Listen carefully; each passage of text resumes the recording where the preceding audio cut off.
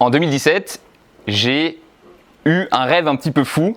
J'ai commencé d'investir en bourse et je me suis dit, est-ce que ça serait possible de vivre à 100% de ces dividendes ?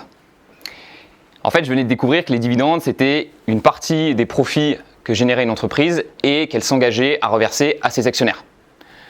Du coup, je me suis dit, est-ce que je ne peux pas justement acheter différentes actions qui versent à différents moments leurs dividendes et faire en sorte comme ça de recevoir des dividendes chaque mois ? Quand j'ai commencé à analyser cette stratégie, il y a vraiment 3 choses qui m'ont beaucoup plu. Primo, c'était des revenus passifs.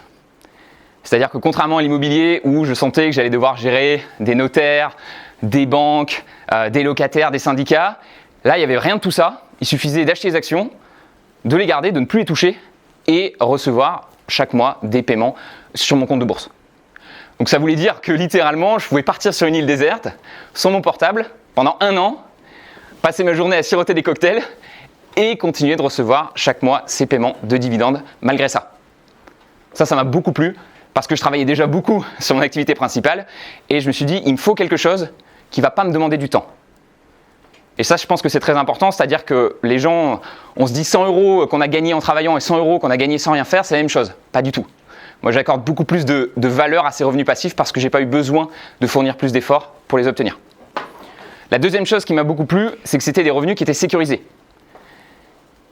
C'est-à-dire que j'ai découvert en fait qu'il existait des petits critères simples à vérifier, à regarder vraiment pour vérifier que l'entreprise allait être capable de continuer de verser son dividende et que certaines grandes entreprises bien connues versaient le leur depuis 30, 40, voire même 50 ans. Et la dernière chose, cerise sur le gâteau, ces revenus étaient croissants. C'est-à-dire que non seulement on avait des entreprises, je découvrais des entreprises qui versaient leurs dividendes depuis des décennies, mais en plus de ça, elles avaient le culot de l'augmenter chaque année. Donc concrètement, ça voulait dire que même si demain, j'étais plus en mesure de rajouter de l'argent sur mon compte de bourse, je savais que ce revenu passif que j'étais en train de me créer, il allait augmenter un petit peu chaque année avec le temps. Donc quand j'ai découvert ces 3 composantes, passif, sécurisé, croissant, j'avoue que j'étais hyper excité en 2017 et je me suis dit, écoute Roman, tu n'as plus d'excuses, maintenant que tu as découvert que ça existait, parce qu'avant je ne savais même pas que ça existait, je me suis dit, tu n'as plus qu'un seul objectif, c'est gagner chaque année un peu plus de dividendes que l'année précédente. Et c'est vraiment un objectif, dès le début, je me le suis donné. Parce que je me disais, en fait, c'est pas très compliqué. En soi, je vais bien avoir un peu d'épargne chaque année que je vais pouvoir utiliser pour racheter un peu plus d'actions.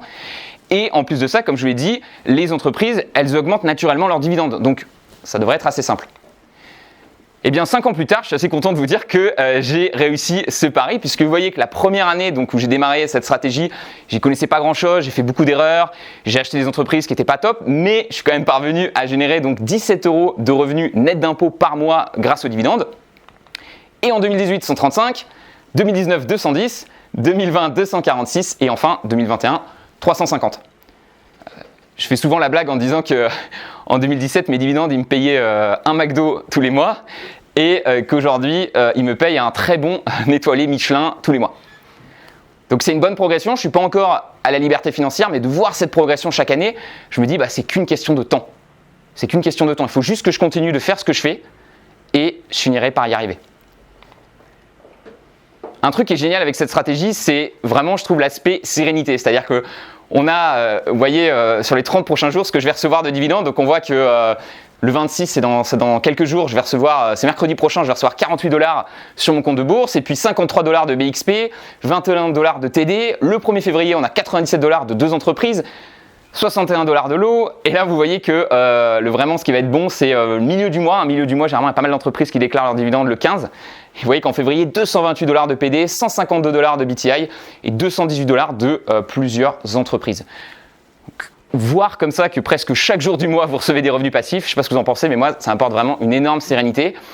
Et ça a un effet qui fait que je me dis, j'ai plus de soucis d'argent, j'ai plus à penser autant à l'argent et je peux vraiment poursuivre ce qui me fait vraiment le plus plaisir dans ma vie. Alors attention, ces revenus-là, il va falloir les transformer en euros, vous avez vu, c'est en dollars. Et on va aussi devoir payer des impôts dessus. On a la flat tax, donc ça veut dire qu'il y a 70% de la somme qui restera à la fin, généralement, vous serez à la flat tax et donc vous allez payer 30% sur ces revenus.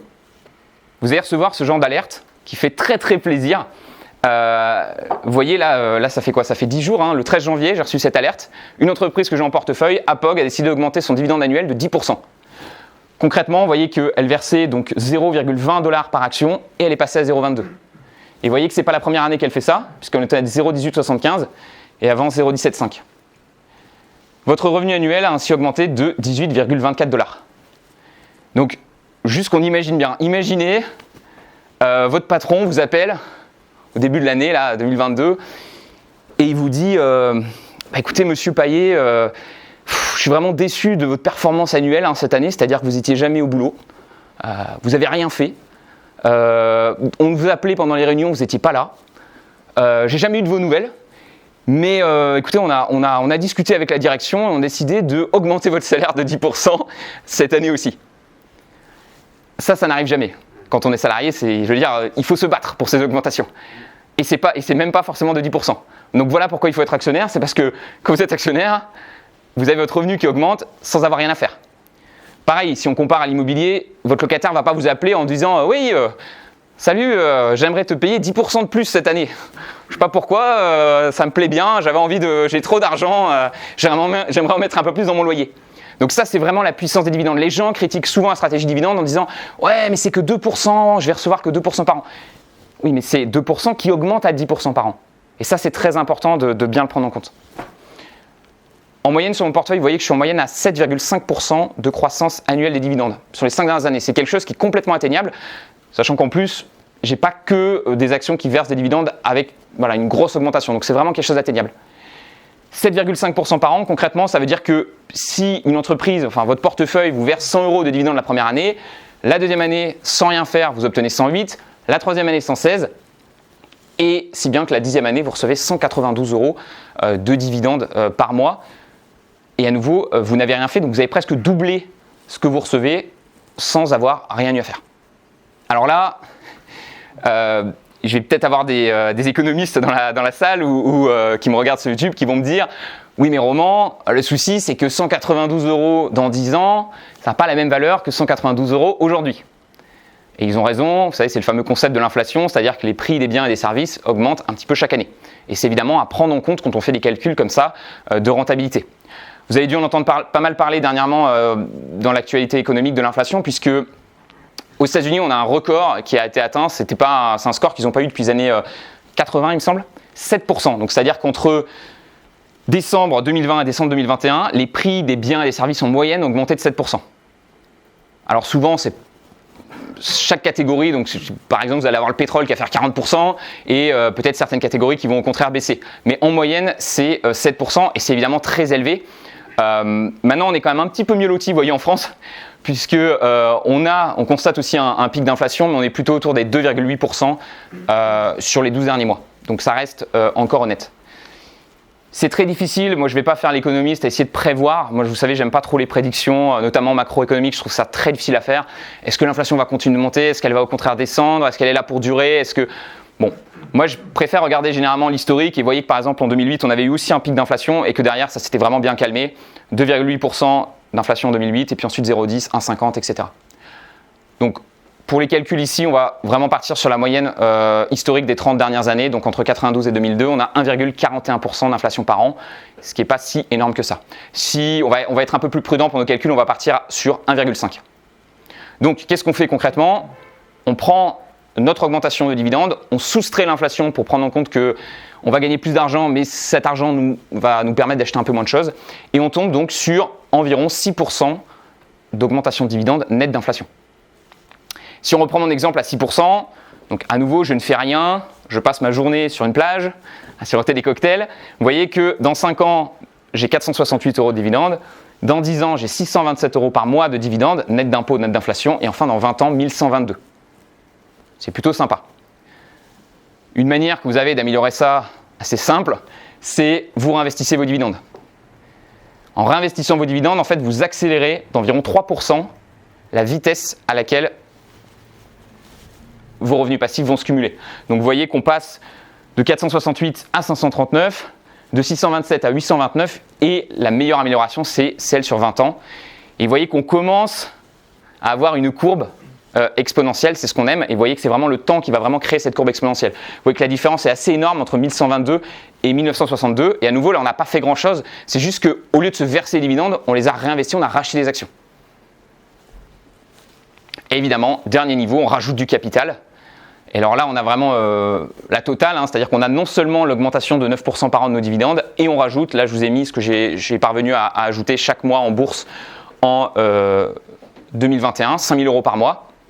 Et donc vous voyez que ça veut dire que dans 5 ans, je suis à 1 260 € par mois de dividendes, 10 ans 2 559, et 20 ans 7 632. 20 ans, j'aurai 49 ans, je pense que j'aurai encore du temps devant moi, ça fait une retraite assez sympathique. Et là encore, on part sur le fait que je ne vais pas forcément pouvoir rajouter plus, je vais rajouter la même chose que j'ai rajouté cette année, sachant que ma situation économique va peut-être au contraire s'améliorer. Là, vous vous dites peut-être, Roman, c'est bien mignon, ça c'est tes chiffres, voilà, c'est très bien, mais est-ce que c'est réaliste pour moi, cette liberté financière via les dividendes? Parce que vous dites peut-être, j'ai pas 5 000 € à rajouter chaque mois en bourse, et je vous rassure, moi au début, je ne mettais pas 5 000 € par mois en bourse. Je vous ai mis la petite médiane ici, je vous avais fait remplir un petit sondage avant de venir à l'événement, et la médiane était de 650 € par mois, c'est-à-dire qu'il y a 50% de la salle qui arrive à économiser plus de 650 € par mois, et l'autre moitié qui économise moins de 650 € par mois. Donc on est sur des chiffres plus petits. Alors la question c'est, est-ce que du coup c'est quand même possible pour vous? Vous avez pris cet exemple dans la formation Trident, il y en a qui vont reconnaître Jackie. Jackie, 40 ans, le français moyen. D'accord? Donc revenu 1 940 € par mois, c'est la médiane française, je crois, en 2019. C'est-à-dire qu'il y a 50% des Français qui gagnent plus, 50% des Français qui gagnent moins. Donc c'est vraiment le français moyen. Sachant qu'il a 40 ans, donc il devrait même gagner un petit peu plus, parce que généralement, plus on est âgé, plus on va gagner d'argent. Il a le taux d'épargne français moyen avant Covid. Donc avant Covid, les Français sont quand même des bons écureuils. Je crois qu'aux États-Unis, ils sont à 7%, nous on est à 15%. Donc c'est pas mal du tout.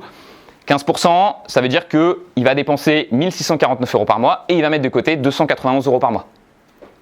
Pour vous donner un ordre d'idée, depuis la Covid, et ça s'est maintenu en 2021, c'est ça qui est surprenant, le taux d'épargne, je crois, des Français est passé à presque à 30%, presque fait x2. Donc là, on va être plus prudent, on va vraiment partir du fait qu'on est hors Covid, etc. et qu'on est à 15% de taux d'épargne, Jackie, classique français.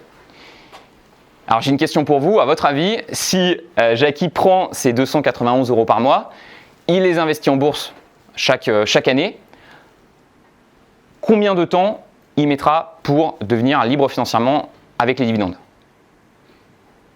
Sachant qu'à nouveau, son objectif, ça va être de générer 1 649 € par mois, puisque c'est ce qu'il a besoin finalement pour vivre. Alors il pourrait vouloir générer plus après, pour l'instant il se dit j'ai besoin de ça. Un peu plus de 20 ans. 20 ans? Ouais, plus de 30. Plus de 30? Moi je dis 40. 25.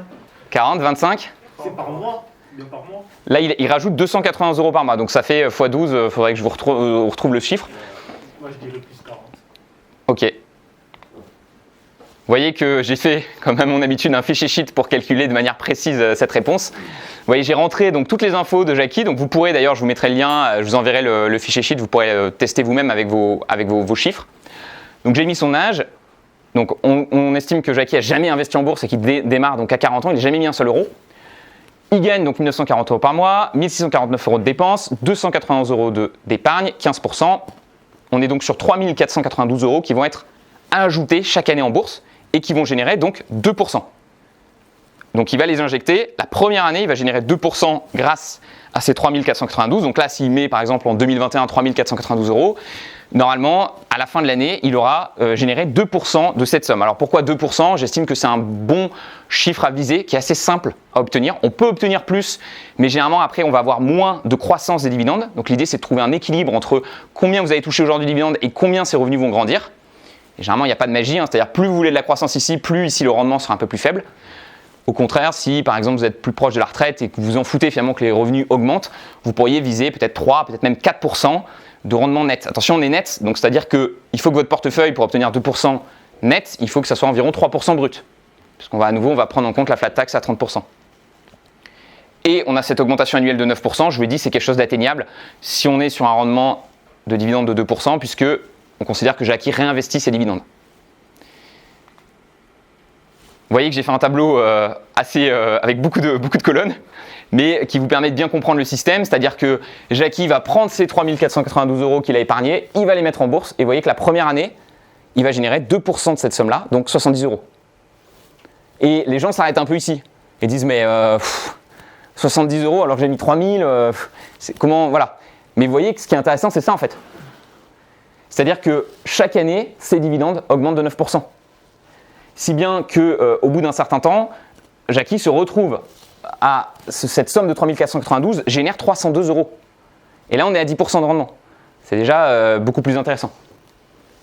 Et vous voyez que finalement, à chaque fois qu'il rajoute, qu'il réinvestit une année, ça lui régénère encore une espèce de source de revenus passifs qui va augmenter avec le temps. Donc même si ce système est assez puissant, la mauvaise nouvelle pour Jackie, c'est que ça va lui prendre 38 ans. 38 ans pour que ce qu'il investit en bourse lui permette de générer assez pour payer son style de vie. Donc vous voyez qu'en tout, il aura investi 132 000 €. Il aura quand même 14% de rendement sur ces 132 000 € puisqu'il l'a investi, vous savez, 2% mais bien avant, qui ont augmenté avec le temps. Donc en moyenne, il sera à 14%. Et vous voyez que donc il génère 19 000 € de dividendes par an et donc 1645. Donc il y arrive. Mais vous voyez que s'il commence à 40 ans, c'est vrai que 78 ans, ça fait un petit peu tard. Ça ne veut pas dire qu'il peut en profiter des dividendes avant, mais clairement là on est sur un phénomène qui n'est pas forcément super intéressant. La bonne nouvelle pour vous, c'est que vous n'êtes pas Jackie. Donc Jackie, c'est une moyenne. C'est une moyenne. Jackie, c'est quelqu'un qui ne s'intéresse pas forcément à ses finances et qui ne passe pas son dimanche après-midi dans un séminaire sur les finances personnelles. Donc pour moi, rien que le fait que vous soyez là aujourd'hui, dimanche après-midi, ici, à mon avis, ça veut dire que vous allez faire beaucoup mieux que Jackie. Un truc que je dis souvent, c'est que, à mon avis, si vous vous mettez à fond dans un domaine, avec de la concentration, avec de l'effort, avec 80% du temps à faire et 20% du temps à apprendre des choses sur ce domaine, je pense que vous pouvez être 2 fois meilleur que la moyenne des gens qui sont dans ce domaine-là. Je vous ai mis l'exemple du basket. J'y connais rien en basket. On a Dimitre qui est ici très bon. Je ne pense pas qu'en 3-4 ans, j'aurai le niveau de Dimitre. En 3-4 ans, je ne pourrai pas devenir Michael Jordan. Par contre, si aujourd'hui, j'y connais rien au basket et pendant 3-4 ans, je m'y mets à fond, je fais mes entraînements, voilà, je suis assidu et vraiment, ça devient un point central de ma vie, ça devient une des choses principales sur lesquelles je travaille. Je pense qu'au bout de 3-4 ans, je peux devenir 2 fois meilleur que le joueur qui joue un peu au basket comme ça les dimanches. Je vous ai mis à fond pendant 10 ans, vous devenez un master. Il y a un bouquin comme ça qui avait été écrit, je ne sais pas si vous en avez entendu parler, qui parlait des 10 000 heures. On estime qu'il faut 10 000 heures pour devenir un maître dans un domaine. Et 10 000 heures, en fait, ça correspond à 10 ans à raison de 4 heures par jour. Donc vous voyez, c'est long pour devenir un master, mais vous n'avez pas forcément besoin de devenir un master pour avoir déjà des très bons résultats. Je pense qu'en 3-4 ans, vous pouvez vraiment avoir de très bons résultats financiers là-dessus. Et après, bien sûr, si vous voulez continuer, vous pouvez vraiment devenir un master. Et cette manière de voir les choses, c'est intéressant, je trouve, parce que ça veut dire que dans notre vie, finalement, si vous vous éveillez à 20 ans, vous avez 30, 40, 50, 60, 70, vous avez peut-être 5 domaines sur lesquels vous pouvez vraiment devenir un maître. Ça vous force à réfléchir, à vous dire, est-ce que je fais des échecs, est-ce que je veux devenir un maître aux échecs, est-ce que je vais vraiment consacrer 10 ans de ma vie à ça ou pas? Ou est-ce que, on en parlait souvent avec Étienne par exemple, est-ce que je me considère que ça me suffit ce niveau-là ou est-ce que je veux aller plus loin et vraiment maîtriser tout bien? Et je pense que beaucoup de gens n'atteignent pas ce niveau de maîtrise parce que beaucoup de gens essayent de faire plein de choses à la fois. On va en parler juste après. Donc imaginons que vous deveniez super Jackie. Donc au lieu d'investir en bourse à 40 ans, vous commencez 10 ans plus tôt à 30 ans. Vous faites x2 sur vos revenus, vous gagnez 2 fois plus que le salaire moyen français parce que justement vous êtes intéressé à ce domaine, parce que vous avez été payé au résultat, vous avez peut-être lancé un business, vous avez peut-être fait du consulting, vous avez peut-être travaillé à votre compte, vous avez peut-être fait des choses, vous avez peut-être au contraire, vous êtes peut-être resté salarié, mais vraiment vous avez beaucoup apporté de la valeur à la boîte, si bien que la boîte vous donne un pourcentage par exemple sur ce que vous générez. On imagine 3 880, donc 2 fois mieux. Les dépenses, on imagine que ça reste exactement pareil. Et là, vous voyez que ça n'a plus rien à voir. On est sur un taux d'épargne de 58% et donc 2 231 € par mois qui peuvent partir en bourse. Et là, vous voyez que si vous faites ça, il ne vous faut plus que 17 ans au lieu de 38 ans pour atteindre la liberté financière totale, c'est-à-dire des revenus passifs qui couvrent entièrement vos dépenses. Vous voyez qu'il y aura eu 455 000 € qui ont été investis sur 17 ans. Et vous voyez que le rendement est plus faible parce qu'on a moins laissé d'années passés. Mais on atteint ces fameux 1650 en quasiment 2 fois moins de temps. Au lieu de 38 ans, on passe à 17 ans. Et à nouveau, on a considéré que là, la personne avait exactement le même revenu à 30 ans, 40, 50 ans, alors que généralement, ce qui se passe, c'est qu'à 30 ans, on gagne un certain salaire, à 40, on gagne un petit peu mieux. C'est l'expérience. À nouveau, on maîtrise plus de choses et donc on est mieux payé dans ce qu'on fait.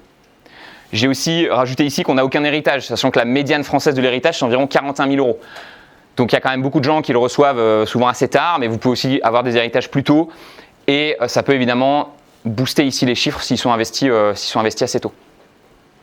Donc vous l'avez compris, ce taux d'épargne, c'est vraiment le chiffre clé de la liberté financière. S'il y a un seul chiffre que vous devez connaître, c'est celui-là. Un seul chiffre que vous devez surveiller et essayer d'améliorer un petit peu chaque année, c'est celui-là. La médiane française, elle est juste ici, donc 15%. Donc vous voyez qu'on est environ à 40 ans pour devenir libre financièrement. Et donc là où ça commence à devenir intéressant, c'est cette partie-là, quoi. Donc 0%, vous ne serez jamais libre financièrement puisque ça veut dire que vous investissez rien. 100%, on considère que vous êtes libre financièrement aujourd'hui puisque ça veut dire que vous n'avez absolument pas besoin de revenus pour vivre puisque vous investissez 100% de ce que vous gagnez. Donc ça veut dire que aujourd'hui, vous pouvez arrêter de travailler. Et bien sûr, entre les deux, on a différents paliers. Vous voyez que chaque petit palier vous fait gagner des années potentiellement de travail. Donc, quand j'ai compris ça, moi je me suis dit, voilà, il faut que je vise ça. Ça ne va pas se faire du jour au lendemain, ça ne va pas être simple, il y a du boulot à faire. Mais si je peux faire en sorte de petit à petit descendre les paliers, la liberté financière va arriver très vite. Donc, ce que je vous invite à faire, c'est vraiment calculer votre taux d'épargne en 2021. Et un objectif en 2022, évidemment, c'est de faire mieux. Et vous n'avez pas besoin de faire beaucoup mieux. Si vous êtes à 15%, vous passez à 20%, il faut vraiment vous dire que vous êtes en train de gagner des années de travail. Donc c'est pas simple. Je ne veux pas vous faire miroiter que c'est super simple d'augmenter ses revenus, de baisser ses dépenses. Moi, ça m'a demandé beaucoup de travail. J'ai consacré une grosse partie de ma vie au début à augmenter mes revenus. Et ensuite, j'ai dû consacrer une partie de ma vie à baisser mes dépenses. Ça s'est fait petit à petit. Je n'avais pas tout compris au début. Si on reprend l'analogie du basket, vous ne pouvez pas espérer être 2 fois meilleur que le joueur moyen si vous n'entraînez pas 2 fois plus que le joueur moyen. Donc évidemment, il y a du travail. Mais c'est assez incroyable les résultats que vous pouvez avoir si vous avez comme ça un effort concentré sur vos finances. Je vous ai mis mon exemple personnel. Donc en 2019, mes comptes étaient aussi rouges que la voiture que vous voyez derrière moi. 4 103 € de revenus par mois, donc je gagnais quand même pas mal d'argent avec mon site de e-commerce et le consulting, puisque ça faisait quand même 5-6 ans que je travaillais sur Internet, que j'essayais de comprendre comment ça fonctionnait, donc j'avais plusieurs activités à cette période-là qui marchaient pas trop mal. Mais on voit clairement, gros souci de dépenses, parce que je dépensais plus que ce que je gagnais. Parce que je ne mesurais pas, je me disais, bon, ça va à peu près, il me reste encore un peu d'argent à la fin du mois, ça doit aller. En fait, pas du tout. En fait, je vivais sur l'argent que j'avais économisé les années précédentes, mais je ne m'en rendais même pas compte. Du coup, épargne négative, moins 910 € par mois, c'est-à-dire que je m'appauvris. Si je continue comme ça chaque année, au bout d'un moment, j'ai plus d'argent. Donc, on est à moins 22% de taux d'épargne. 2020, je prends un peu une claque, je lance la chaîne. J'avais déjà commencé à faire des choses en 2019 pour essayer d'améliorer la situation. Et vous voyez que là, on a une très belle amélioration, notamment sur les dépenses. On voit que mes revenus n'ont pas beaucoup augmenté, 4100, 4900. Par contre, les dépenses, on a coupé en deux. Alors, on peut dire un petit peu merci à la Covid aussi, qui a fait qu'on avait moins de choses dans lesquelles dépenser. Mais c'est aussi surtout parce que je me suis mis à vraiment mesurer mes dépenses et essayer de voir comment je pouvais dépenser moins. Et là, on passe à 2320 € par mois d'épargne disponible qu'on peut investir en bourse. On a 46%, énorme progression. Et enfin, l'année magique 2021, alors là, on fait le combo ultime que vous voulez vraiment essayer d'avoir, c'est-à-dire des énormes revenus. Donc mes revenus ont explosé en 2021, 18 000 € par mois. 3 500 de dépenses, donc vous voyez que j'ai pas fait l'erreur que j'avais pu faire avant avec le consulting où j'augmentais mes revenus, mais les dépenses suivaient exactement la même trajectoire. Là, j'ai augmenté quand même les dépenses, mais beaucoup moins que les revenus. En fait, c'est ce delta-là que vous devez calculer. C'est la différence entre augmentation revenus et augmentation dépenses. Donc finalement, quand vous multipliez par 2 vos revenus, vos dépenses devraient augmenter que de 10-20%. Ça, c'est dur à faire. Vraiment, ça peut paraître simple quand on gagne peut-être pas un peu moins d'argent, on se dit « oh, facile, mon niveau de vie me convient très bien ». Mais dès qu'on gagne plus d'argent, si on a le réflexe dans notre tête de se dire « je vais le dépenser », qu'on n'a pas mis en place la structure pour l'investir, c'est sûr, vous allez le dépenser. Vous allez trouver des choses qui coûtent cher. Je peux vous dire d'expérience, vous allez trouver beaucoup de choses qui coûtent cher. Et donc là, on est vraiment sur la chose parfaite et je vis vraiment en dessous de mes moyens. C'est-à-dire que je pourrais avoir un style de vie à 10 000 euros par mois, ben je suis qu'à 3 000. Et du coup, il y a 14 000 qui peuvent être investis en bourse, donc 80% de taux d'épargne. Je vous ai dit juste avant qu'en 2021, j'avais investi que 5 000. J'aurais pu donc investir presque 10 000 de plus. Donc c'est 10 000 d'épargne qui ont été stockés que je vais pouvoir réinjecter en 2022. Ce qui fait que ça va aller encore plus vite évidemment là-dessus. Maintenant, j'aimerais vous raconter l'histoire du mot qui valait 250 milliards de dollars. Je vous l'ai écrit en chiffres parce qu'il y a beaucoup de zéros. J'ai dû regarder sur Google d'ailleurs parce que je ne voulais pas me tromper sur le nombre de zéros. 250 milliards, c'est quoi? C'est la fortune cumulée de Warren Buffett et de Bill Gates. Une des premières fois en fait où ils se sont rencontrés, vous avez le père de Bill Gates qui a demandé aux deux jeunes hommes de prendre un bout de papier et d'écrire dessus un seul mot qui, pour eux, représentait le mieux la raison pour laquelle ils avaient réussi dans leur carrière. Donc, Bill Gates prend le mot, Warren Buffett prend le mot, le petit post-it. Sans se concerter, ils écrivent un mot. Ils retournent la feuille et ils ont écrit exactement la même chose. Est-ce que vous savez ce que c'est? Ouais, enfin, intérêt composé. Non, Temps. Apprendre. Patience. non, Temps. non, Diversification. non. Ils ont écrit exactement l'inverse. Concentration. Ouais.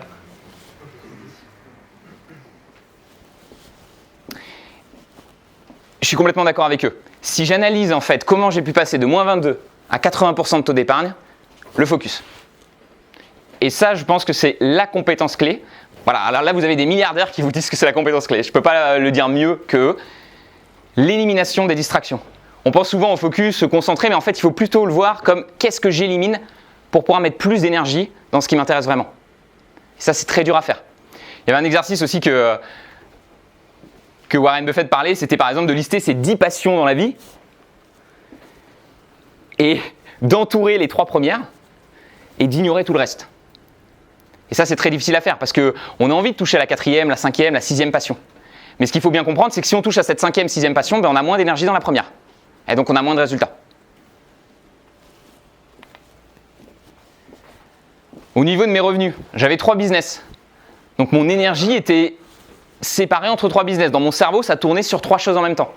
J'avais mon business de e-commerce, j'avais mon business de consulting et j'avais cette chaîne YouTube que j'avais lancée.